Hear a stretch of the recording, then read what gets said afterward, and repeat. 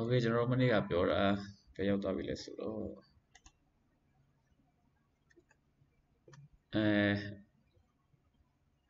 ကိုအသုံးမလို့တဲ့ဒီအချက်လေးတွေပေါ့နော်အချက်လေးတွေကိုဘယ်လိုဘေးခဏဖြုတ်ထားလို့ရမယ်ပြီးတော့ဒီဇက်ကောင်တစ်ခုမှာပဲကျွန်တော်ခိုင်းစေချက်တွေအများကြီးထည့်လို့ရတယ်ဆိုတော့အပိုင်းပေါ့နော်အဲ့ဒါမျိုးလေး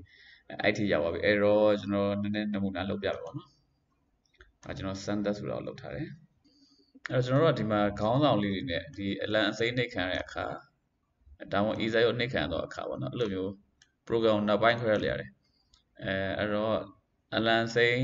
အနှိပ်ခံရတဲ့အခါမှာကျွန်တော်တို့ကဒီအတန်စဖွင့်ပေါ့နော်အဲ့လိုချိန်ထားလို့ရတယ်ပြီးတော့ ESA ကိုနှိပ်ခံရတော့အခါသူ့ level စီဖို့အတွက်ဒီလိုမျိုးခိုင်းစေချက်တွေအများကြီးခွဲထားလို့ရတယ်ပေါ့နော်ဒါဆိုရင် ESA ကိုနှိပ်ခံရတဲ့အခါ15 degree လှည့်ပေါ့နော်တကယ်လို့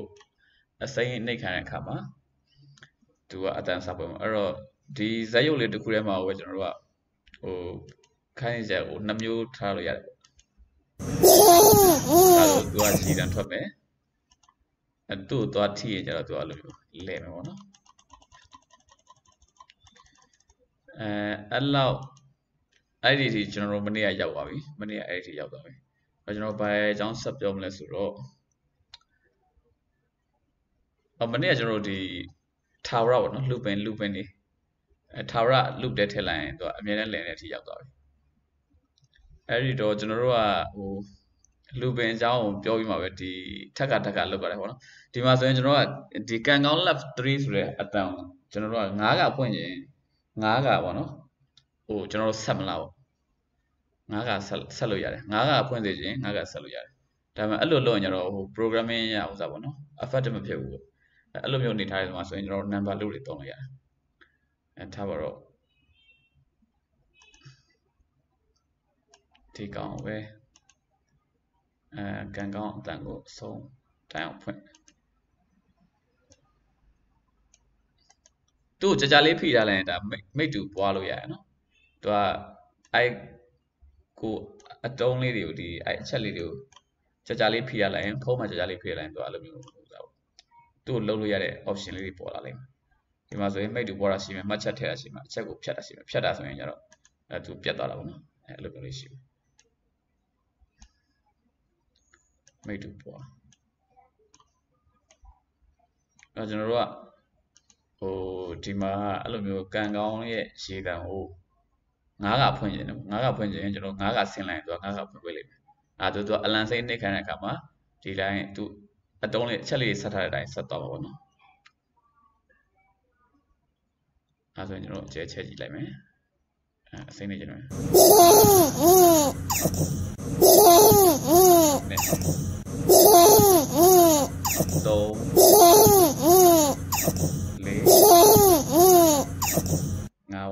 အဲ့လိုမျိုးသူကကျွန်တော်9ကလောက်စေချင်9ကဆက်ပေးလိုက်ရင်9ကဖြစ်တယ်ပေါ့နော်ဒါပေမဲ့အဲ့လိုကြတော့ programming လုပ်တဲ့လူတွေအတွက်ကြတော့ဘယ်လိုပြောမလဲဒါကြီးကဟိုစမဖြစ်ဘူးနော်အဲ့တော့ကျွန်တော်တို့ဒီ looping တွေကိုသုံးလိုက်ရတယ်အဲ့ looping ရဲ့ပုံမှာဆိုထိန်းချုပ်ရှိမယ်အဲ့တော့ဒီမှာဒီတိုင်းလေးထည့်ပေးလိုက်ရင်ရပြီအဲ့တော့ဒီ error အဆုံးတိုင်အောင်ဖွင့်ဆိုတာတော့ဒီအချိန်လို့ပေါ့နော်ဒီမှာ10ချိန်လို့ဆိုရင်သူက10ကလို့ကျွန်တော်ဒီမှာ3ကပဲလို့ခက်လိုက်3ပေါ့နော်3ကဆိုရင်3ကလုံးမယ်အဲ့ဆိုရင်ဒီမှာနံပါတ်3ပြီးရင်ညာရဲ့15 degree လဲပေါ့အဲ့လိုမျိုးချိန်ပေးလိုက်ရင်ဒီလိုချိန်ပေးလိုက်တယ်ဆိုရင်သူကအလံအစိမ်းနှိပ်ခံတဲ့အခါမှာဒီခိုင်းစေချက်လေးပေါ့နော်အတန်ဆုံးတိုင်အောင်ဖွင့်ဆိုတဲ့ခိုင်းစေချက်လေးကိုသူ3ကလုံးမယ်3ကလုံးပြီးရင်ဒီ loop တွေကနေထွက်ပြီးတော့ဒီညာရဲ့15 degree လဲဆိုတာလေးဖြစ်သွားမယ်အဲ့တော့သူကျွန်တော်တို့ခိုင်းတာလေးကိုစမ်းကြည့်မယ်နော်အဲ့တော့အလံစိမ်းလေးကိုနှိပ်လိုက်မယ်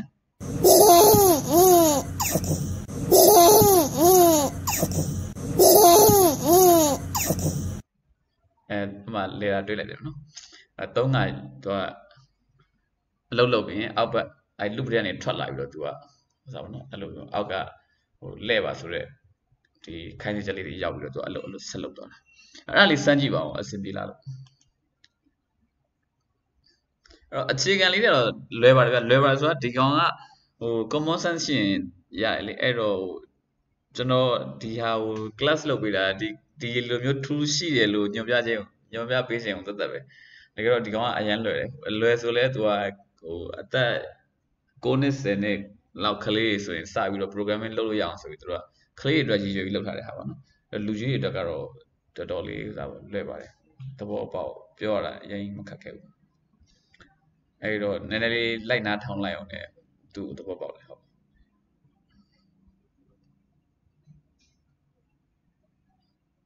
အဲ့တော့ဒီမှာကျွန်တော်ကခုနဒါဆို number loop လို့ခေါ်တာပေါ့ကျွန်တော်မနေ့ကဆိုရင် forever loop ပေါ့နော် forever loop ဆိုတာတစ်ချိန်လုံးဟိုထာ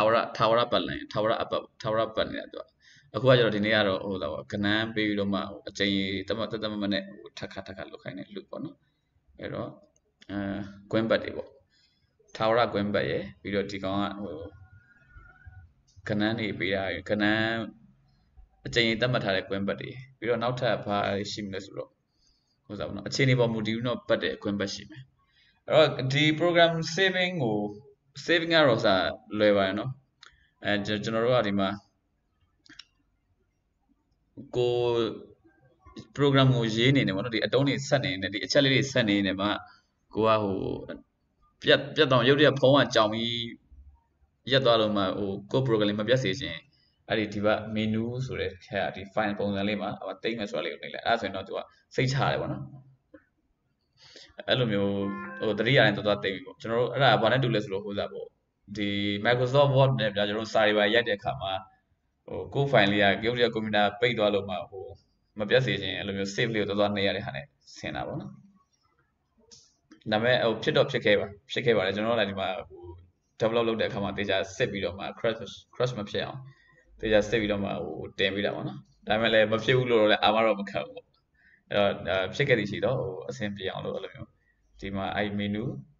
ပြီးတော့အဲ့ဒီ file ပုံစံလေးတွေကတိတ်မယ်ဆိုတဲ့ဟာလေးမှာသွားနှိပ်ပေးတိုင်းကိုယ့်ရဲ့ program လေးကဟိုရုပ်တရက်ဖုံးကြောင်ပြီးတော့ဟိုစားဖြစ်သွားရင်တော့မပြတ်တော့ဘူး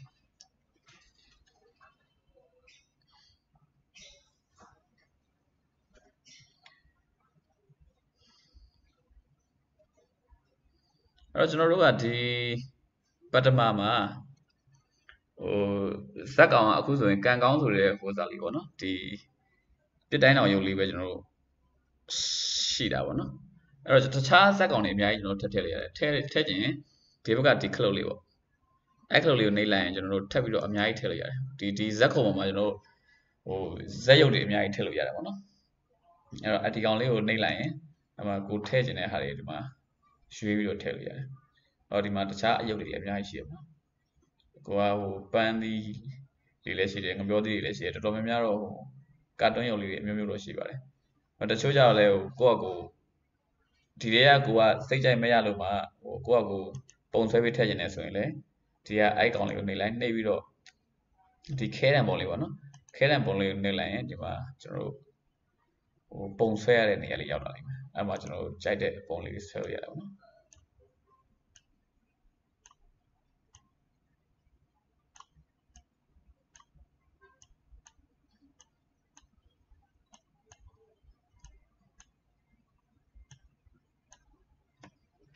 ဒါဆိုရင်လူပုံလေးပေါ့အဲ့ဆိုရင်ဒါဇက်ရုပ်တစ်ဆိုပြီးတော့သူကဟိုနာမည်ကိုအတူထိုးပေးတယ်ပေါ့နော်အဲ့တော့သူ့ကိုလည်းကျွန်တော်တို့ကအဲ့လိုမျိုးဟိုစညုံးနေပေါ့နော်ဒီသူ့ကိုလည်းခိုင်းစေချက်တွေအများကြီးပေးလို့ရတယ်အဲ့တော့ဒီကောင်ကိုပေးတဲ့ခိုင်းစေချက်တွေနဲ့ခုနဒီဘက်ကဟိုပြစ်တိုင်းတောင်လေးကိုပေးတဲ့ခိုင်းစေချက်တွေကဟိုတက်စီပဲဟိုဘယ်လိုလဲရောရှက်မနေဘူးပေါ့နော်အဲ့အတွက်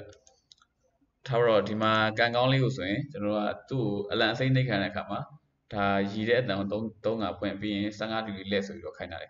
အဲ့ဒီဟာကဒီကောင်ကိုသွားပြီးတော့ဒီအခုကျွန်တော်ဆွဲလိုက်တဲ့အယုတ်အစ်စ်လေးပေါ်မှာသွားပြီးအဖတ်မဖြစ်ဘူးပေါ့နော်သူ့ program နဲ့သူဥစ္စာပေါ့ဇက်ရုပ်တစ်ခုချင်းစီအတွက်သူ့ရဲ့ဇက်ညွန်တက်ခွဲထားပြီးလို့ရတယ်ပေါ့နော်မင်းကတော့ဒါပဲလုပ်အဲ့လိုမျိုးခွဲထားပြီးလို့တက်စီခွဲထားပြီးလို့ရတယ်အဲ့တော့ဒီကောင်လေးကိုဆိုရင်ကျွန်တော်တို့ကsomething different ပေါ့နော်တခြားဟိုဒီကောင်လေးကိုဆိုရင်အလံစိမ့်နေတဲ့ခါမှာပေါ့နော်ကျွန်တော်တခြားမတူတဲ့ဟာလေးပေါ့အလံစိမ့်နေတဲ့ခါမှာဒီရွှေ့လျားတွေကကြာပန်းနေရာစီတို့သွားဆိုပြီးတော့ကြာပန်းနေရာစီတို့တစ်စက္ကန့်နဲ့ short တိုက်သွားပါတော့အဲ့လိုမျိုးဟာလေးတွေကျွန်တော်ခိုင်းကြည့် ဒီမှာတစ်စက္ကန့်မကြိုက်ဘူးဆိုရင်ကျွန်တော်က second watt short ရင် 0.5 ပေါ့နော်အဲ့ဒါဆိုရင်သူက 0.5 အတွင်းမှာ short တိုက်သွားလိမ့်မယ်အဲ့ဒါဆိုရင်ကျွန်တော်ချက်ကြည့်လိုက်မယ်အယုတ်လေးကိုဒီမှာဆိုရင်အလံစိတ်ကိုနေလိုက်ရင်ဒီက3ကထွက်လာတယ်ကန်ကောင်းအယုတ်လေးကသူကလဲပါဒါမှအမှတွေ့တော့အလံစိတ်ကိုနေလိုက်တာနဲ့သူကချက်ချင်းဒီ stick figure လေးပေါ့နော်ဒီကျွန်တော်ဆက်လက်တဲ့အယုတ်ပြာရောင်လေးကချက်ချင်းသူစပန်းနေရပါတော့သူ short တိုက်ပြီးတော့တွေ့ရလိမ့်မယ်အဲ့တော့ဒီအတန်းနည်းနည်းကျဲတယ်နော်ကန်ကောင်းတဲ့ဘယ်လိုပြောကျဲပြီးတော့အလုပ်ရှုပ်တယ်ဒီကောင်ခဏဖြုတ်တော့လိုက်အဲ့ဆိုဒီကောင်အလုပ်မလုပ်တော့ဒီခွင်းလေးကိုအဲ့လိုဖြုတ်ခဏဖြုတ်ထားလိုက်ရင်သူအလုပ်မလုပ်တော့တကယ်လို့ဒီဟာကြီးကိုကျွန်တော်တို့ကလုံးဝမကြိုက်ဘူးဗျဖြတ်ချင်တယ်ဆိုရင်ဒီဘက်ဘယ်ဘက်အထဲကိုဆွဲချလိုက်အဲ့ဆိုရင်အဲ့ကောင်ကပြတ်သွားအဲ့လိုလည်းဖြတ်လို့ရတယ်ကျွန်တော်ကတော့ဥစားပေါ့နော်လိုရမယ်ပြန်သုံးအောင်ဆိုပြီးတော့ဒီဘက်ဘေးလေးမှာပဲချက်ချတာတယ်တကယ်လို့ကဖြတ်ချင်တယ်ဆိုရင်အဲ့ဘယ်ဘက်ထဲကိုဆွဲထည့်လိုက်ရင်ပြတ်သွားအဲ့ဒါတော့ဘယ်လိုဖြတ်အောင်လဲဆိုတာပေါ့နော်တအားရှုပ်လို့မျက်စိနောက်လို့ဖြတ်ချင်တယ်ဆိုရင်အဲ့လိုဘယ်ဘက်ထဲကိုဒီဘက် area တွေကိုဆွဲထည့်လိုက်ရင်တော့ပြတ်သွားဒီမှာဆိုရင်အယုတ်လေးနဲ့ရုပ်ရဲ့ဥစားပေါ့နော်အလံအစိမ့်နှိပ်ခံရတယ်မှာအချိန်မှာလှုပ်မဲ့အလုပ်ကမတူတခုကကြတော့သူ့ညာရဲ့15ဒီဂရီပေါ့နော်15ဒီဂရီနဲ့ကျွန်တော်နည်းနည်းထပ်တိုးလိုက်45ဒီဂရီ45ဒီဂရီလဲခိုင်းမယ်โอเค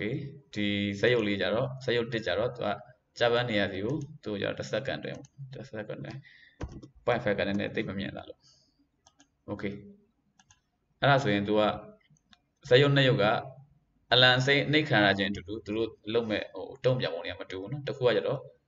သူ့ကိုခိုင်းတဲ့အတိုင်းဂျပန်နေရာတစ်ခုကိုသူဆိုတော့ရှော့ပြီးတော့သွားမယ်တစ်ခုကကြတော့လဲမယ်ပေါ့အဲကျွန်တော်စမ်းကြည့်မယ်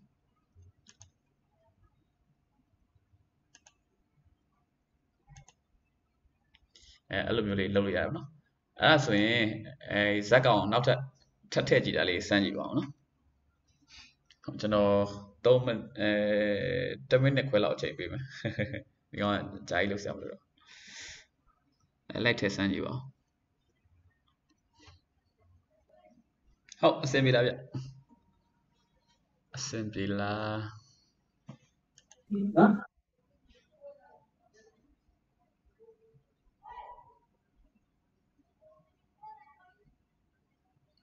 ဒီချာရင်မိုးရေအဆင်ပြေလားခဏလောက်နေတော့ခုမှပုံစဲပြီးဟုတ်ကဲ့ခဏပုံစဲကြည့်နေတာဟုတ်ပုံလဲအဲ့လိုမျိုးပုံကလည်းသူက editor ကဆိုတာပေါ့နော်ပုံဆွဲတတ်တဲ့လူတွေဆိုရင်တော့ပုံလက်လက်လေးဆွဲလို့ရမှာပေါ့ကျွန်တော်တော့အလွယ်ပဲအဲ့လိုမျိုးဒီ digital drawing ဘိုင်းနဲ့နားလည်လို့ဆိုရင်တော့တူတူတန်တန်ကြည့်လို့ကောင်းတဲ့ပုံလေးဆွဲလို့ရပါဘူးသူ tool တွေလည်းမဆိုးတော့မဆိုးစုံတော့စုံပါတယ်ဟုတ်သူကပုံဆွဲတတ်တဲ့ကလေးတွေအတွက်ဆိုရင်လည်းဆေးချယ် painting နဲ့ပတ်သက်တဲ့အခြေခံ tool တွေပါတယ်ပေါ့နော်တကယ်လို့သူတို့တုံးတတ်တယ်ဆိုရင်အဲ့လိုမျိုးအခုလိုမျိုးဒီဒီဘာရုပ်ခေါ်မလဲဒီပြတန်းအောင်ရုပ်လေးဆိုရင်လည်းကျွန်တော်တို့အဲ့လို tool လေးနဲ့ပဲဆွဲထားတာပဲကြည့်လို့မဆိုးဘူးပေါ့နော်ပြီးတော့နောက်တစ်ခုကသူက guitar နဲ့ပတ်သက်ပြီးတော့လည်းသုံးလို့ရတယ်music နဲ့ပတ်သက်တဲ့ block တွေလည်းပါတယ်အဲ့ဒါတော့ကျွန်တော်နောက်ပိုင်းကျမှပြောပြပါမယ်ပြောချင်တာ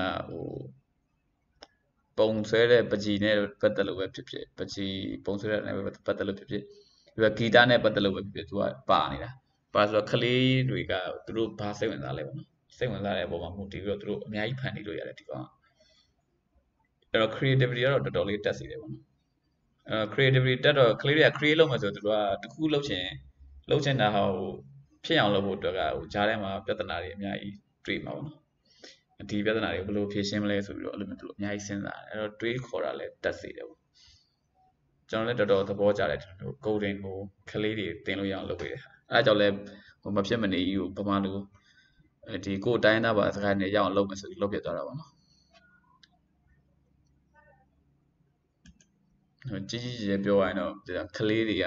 ကိုရီးယားအနာဂတ်ပဲလေအဲ့တော့သူတို့တွေတော်မှထပ်မှကျွန်တော်အသက်အိုလာမင်းလာတဲ့ခါကျရင်တင်တောင်းတဲ့နေရပါဘောအဲ့လိုမျိုးကိုကတော့အဲ့လိုဟိုစားပေါ့ကောင်းထဲမှာထားပြီးတော့လုပ်ပေးတာပါ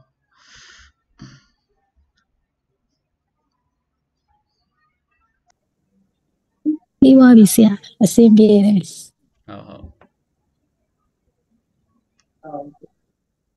အဲ့ဆိုရင်ကျွန်တော်နောက်တစ်ခုထပ်ဆက်လို့ရမှာမဟုတ်ဘူး။ channel တွေရောအချင်းနေ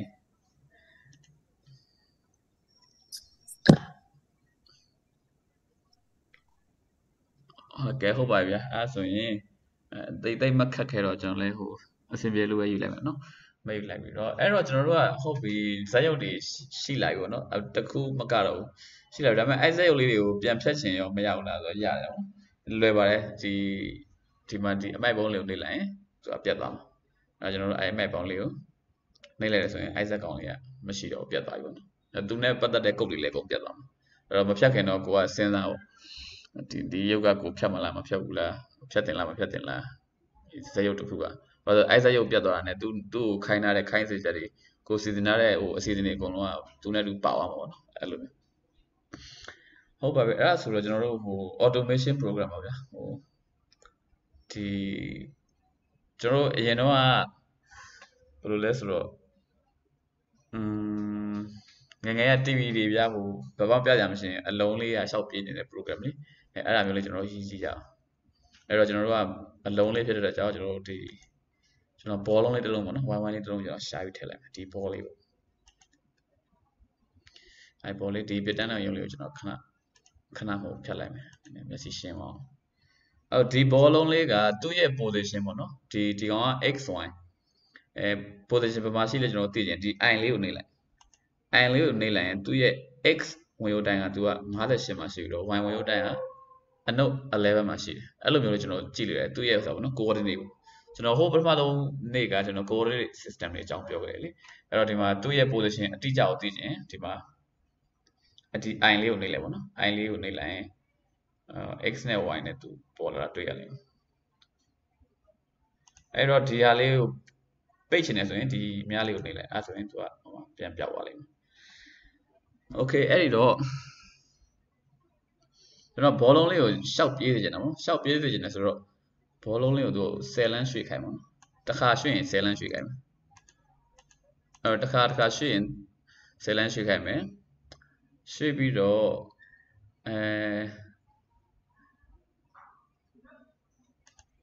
သူ့ကိုဒါကြီးကိုအမြဲတမ်းရွှေ့ခိုင်းနေတယ်အဲ့တော့ထားရတာလည်းထည့်လိုက်မယ်အလံဆဲကိုနှိပ်လိုက်တဲ့အခါမှာအလံဆဲကိုနှိပ်လိုက်တဲ့အခါမှာထားရ10လမ်းရွှေ့ပါပေါ့နော်ဒါဆိုရင်သူကကျွန်တော်အလံဆဲလေးကိုနှိပ်ကြည့်မှာအဲ့ဒါသူကလုံးဝဒီဘက်10လမ်းရွှေ့နေမှာဒီဘက်ဂျောင်နဲ့ကတ်သွားတဲ့အခါမှာရက်သွားပါနော်တကယ်တော့သူအဲ့ဒါသွားနေတာဘာလို့ဆိုတော့သွားနေပြီဒီဘက်ဘောင်မှာရောက်နေတော့သူမှရက်သွားတာပေါ့နော်ကျွန်တော်တို့အဲ့လိုမျိုးဘောင်နဲ့သွားထိတဲ့အခါမှာပြန်လှည့်လာသေးတယ်အဲ့တော့ကျွန်တော်အဲ့ဒါကို program ရေးလို့ရတယ်အဲ့တော့ဒီဟာတွေကဘောင်ပါဗျာဒီကောင်တွေကအဲ့တော့အဲ့ဒါကိုဘယ်လိုလုပ်လို့ရလဲဆိုတော့ဒီမှာကျွန်တော်ထောက်လန်းနဲ့သွားလိုက်ဒီမှာညွန်တန်ကိုထိနေခြင်းနော် question mark ကလေးနဲ့အဲ့မှာညွန်တန်အစားမှာအဲ့ညွန်တန်တွေမှာကျွန်တော်နှိပ်လိုက်ရင်ဘောင်ဆိုတာလေးတွေ့လိမ့်မယ်ဘောင်ကိုထိနေခြင်းမှန်လားမမှန်လားပေါ့နော်အဲ့တော့အခုနအဲ့မှာကျွန်တော်ဒီ if ဆိုတဲ့ဟာကိုကျွန်တော်စပြီးသုံးမယ် if ကတကယ်တော့အဲ့ကွန်ပျူတာမှာအရင်သုံးနေဟုတ်လား if else loops if else condition set တဲ့ဟာပေါ့နော်တကယ်လို့ဒါဖြစ်ရင်ဒါလုပ်မယ်ဆိုတဲ့ဟာစပြီးတော့ဒါ programming ရဲ့ကွန်ပျူတာ programming ရဲ့တကယ်ဟိုအခြေခံ concept တွေလာပြီပေါ့နော်အဲ့တော့ကျွန်တော်ထိန်းချုပ်တဲ့သွားမယ်အမှအကယ်၍ပေါ့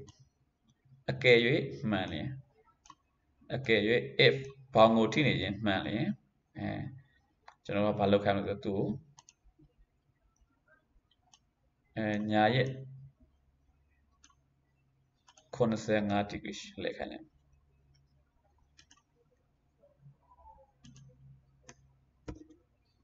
85 degree လဲခိုင်းမယ်အဲဆိုရင်အကယ်၍ဘောင်ကိုထိနေခြင်းမှန်ရင်85 degree လဲအဲ့လိုပေါ့နော်ဒီလိုမျိုးချိန်လိုက်မယ်အဲ့တော့ဒီ program လေးကိုဖတ်တယ်မလားမသိဘူးအလံစိမ့်နှိပ်ခံတဲ့အခါမှာဒီအလုပ်တွေကိုသူကဒီထာဝရခွင်းဘတ်တွေကအလုပ်တွေကိုသူအများနဲ့လုပ်နေတော့မှာအဲ့တော့ထာဝရခွင်းဘတ်တွေမှာကျွန်တော်ဘာလို့ညွန်ကြားချက်ပေးထားလဲဆိုတော့ပထမဆုံး10လမ်းရှိမယ်10လမ်းရှိပြီးတော့သူကအဲ့ဒီဘောင်ထိလားမထိလားသူကြည့်မှာပေါ့နော်အဲ့တော့ထိတာမှန်ရင်ညာရဲ့85 degree လဲလိုက် လဲပြီးရင်သူကဒီကောင်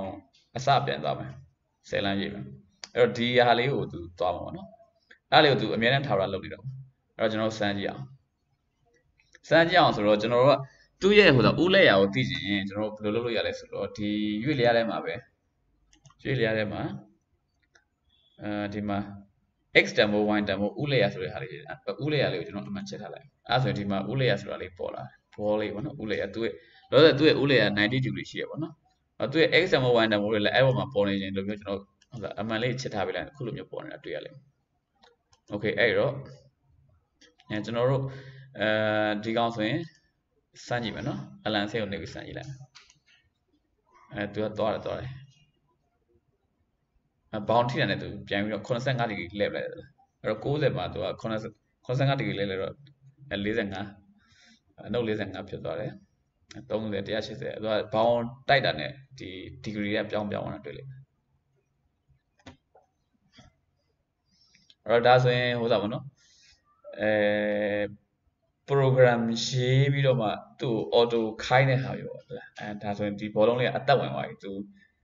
ဟိုစားဘောင်းမတိုက်မချင်းသူတက်သွားမယ်တကယ်လို့တိုက်ရင်သူကပြန်ခွေမယ်ပေါ့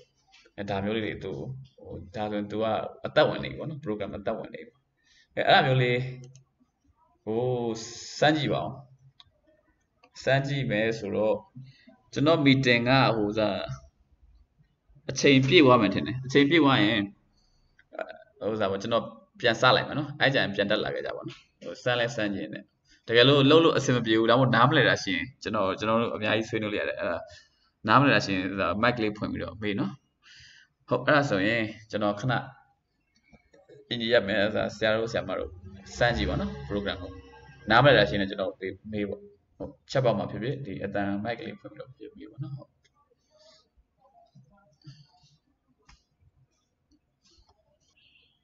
ဟုတ်အဆင်ပြေလားမသိဘူးဟုတ်ကဲ့ပြေးပါတယ်နော်ဟယ်လိုဆရာဟုတ်ကဲ့အဲ့ဒီဘောလုံးကလေဗလဲပဲဘေးဒီပဲဘေးပေါင်တော့ထိရအဲ့လိုအပေါ်အောက်ပေါင်ထိဖို့ကျတော့ဘယ်ဟာထပ်ဖြစ်ရအောင်လဲဆရာကျွန်တော်တို့ဝိုင်းကြည့်ပေးမယ်နော်ဝိုင်းကြည့်ပေးမယ်ဆိုတော့ဟုတ်တယ်မလားပိတ်သွားအကယ်၍ဘောင်ထိနေပြန်လဲအဲ့လိုမရဘူးအကယ်၍ဟုတ်ဆရာဘောင်ထိနေပြန်လဲမဟုတ်ဘောင်ထိနေပြန်လဲကအဲ့ဒါထက်လို့မရဘူးဆရာမဟုတ်ပြီတော့ပါပြီခက်တယ်တွေ့တယ်ခက်ခဲ့ဒီလိုပါဆိုတော့ကျွန်တော် screen မ share ထားဘူးအဲ့ဒါကြောင့်ဆရာမတွေ့တာ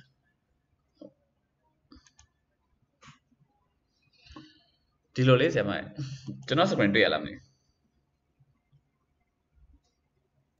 ရပြီဆရာရပြီတွေ့ပြီနော်အဲ့တော့ဒီလိုဘောင်ထိလင်ပြန်လဲဆိုပြီးအဲ့လိုသွားထပ်ထားအောင်နေသူအလုံးမလုံးအဲ့ကောင်ဆိုတာပေါ့နော်အဲ့လိုမျိုးထက်လို့သူအလုံးမတကယ်တမ်းသူအဲ့လိုမျိုးဘယ်လိုပြောမလဲဒီလိုမျိုး snap ဖြစ်မှာပါနော်တစ်ခုနဲ့တစ်ခုကကုတ်လေးတွေကတစ်ခုနဲ့တစ်ခု snap ပို့လို့ချိတ်မိသွားတယ်ချိတ်မိမှသိတာလေဗျအဲ့လိုမျိုးကြမှာသူကအလုံးလုံးတာအခုကဒီတိုင်းသွားထပ်ထားလို့အလုံးမလုံးဘူးပေါ့နော်ဒါဆရာမမေးလို့ကျွန်တော်လည်းပြောခွင့်ကြုံတာပေါ့နော်ဟိုတော်တော်ဆိုပြောပြမှာမဟုတ်ဟုတ်အရန်ကောင်းတဲ့မေးခွန်းပဲ